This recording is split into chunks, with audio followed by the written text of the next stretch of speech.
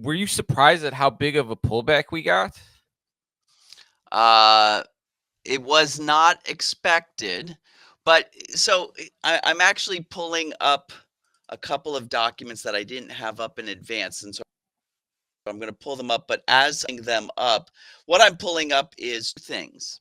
One is the meeting actual transcript, and anybody can go out on the Jerome Powell transcript, and there will be a PDF of the actual not only transcript of his press conference, the meeting announcement that he gave, but also the reporters who were in the room, a transcript of their questions, and finally his answers. And I actually encourage, just because I know the folks who watch this show want to be more in the know than just watching everyday talking heads, I encourage you to take a moment. Here it is. I just pulled it up.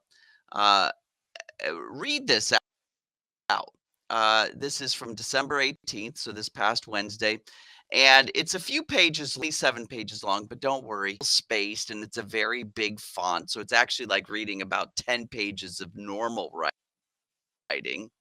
And you should check it out because um, it's an interesting way, this dynamic. And SIP, these press conferences are not very old.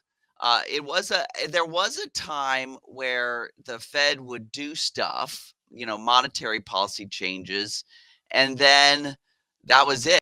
Like you didn't talk to the Fed. They were very much behind closed doors. And it was Ben Bernanke after the Great Recession who said, hey, the Fed needs to be a little bit more transparent and public focused. And so 4 times a year, we're going to have reporters come in and ask us questions. But you know what? Sometimes you almost think maybe these guys should still be behind closed doors because the reporters, as reporters do, kind of ask these leading questions that it's very hard to get out of. If you read the actual wording, a lot of the reporters and media these days, man, it is really bent depending on which. You could actually read this transcript and you'll read the questions from, say, a Fox or a more neutral, like a Bloomberg type reporting agency versus like the Wall Street Journal or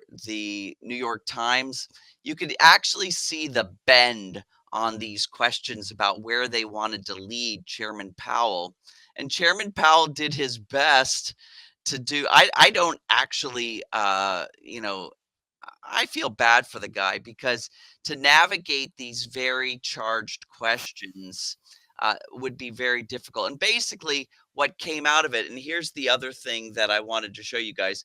I For those of you guys that are playing around with Chat GPT, I mean, what an amazing tool. This morning, I took, and I'll show you guys exactly what I did. Here it is on my screen. I took the meeting minutes, the things that I just downloaded, that PDF, and I gave it to ChatGPT, and I told it to summarize the key takeaways, right?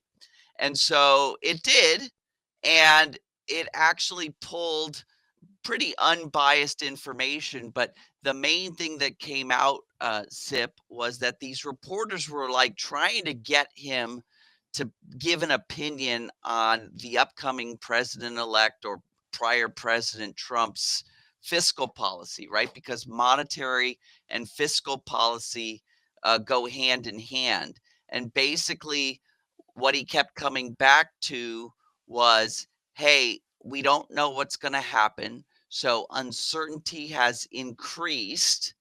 And what we see right now is inflation is not as under control as we thought it would be by the end of the year. So we want to be very measured. We want to take things slow. And he gave an analogy of driving a car in fog and rain. And he said, if you're in fog and rain, you don't go ahead full blast. You kind of slow things down. And so we're going to slow down our rate drops. Possibly, he kept saying possibly, but what investors took away was hey, he's scared about the upcoming President Trump's new fiscal policies that aren't even agreed upon, right? But it's basically rhetoric, and that he's putting on the brakes. And so that caused a huge sell off in a lot of markets.